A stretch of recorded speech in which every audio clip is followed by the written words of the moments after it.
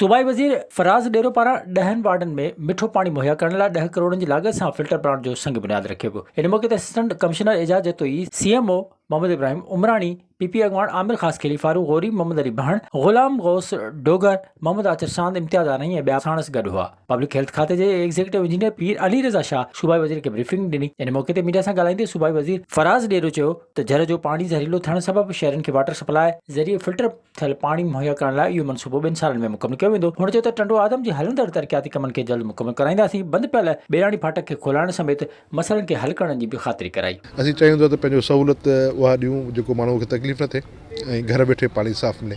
उन स्कीम जो अॼु पंहिंजो इफ़्तिताह असां कयो आहे, संगे बुनियाद रखियो आहे। इंशाअल्लाह ही जेका असांजी ओरे पासे आहे, शहर जे रेलवे फाटक खां ओरे पासो जेका ओल्ड पाण चइजे UC4 या 5 या वार्ड नंबर 1 खां वठी 10 ताईं जिते वाटर सप्लाई वञे थो, उन खे इंशाअल्लाह पाणी हितां फिल्टर थी घरनि में मिलंदो। बाद में सूबाई वज़ीर मेन सिंधी प्राइमरी स्कूल ऐं बीबी आयशा गर्ल्स स्कूलनि जे करोड़नि रुपयनि जी लागत सां थींदड़ तरक़ियाती कमनि जो जाइज़ो वठण लाइ स्कूलनि में पहुतो, जिते शिकायतुनि ते तरक़ियाती कमु कंदड़ इंजीनियरनि ते कावड़ जो इज़हार कयो। विज़िट कयो अवामी आवाज़ मीडिया ग्रुप जी वेबसाइट awamiawaz.pk।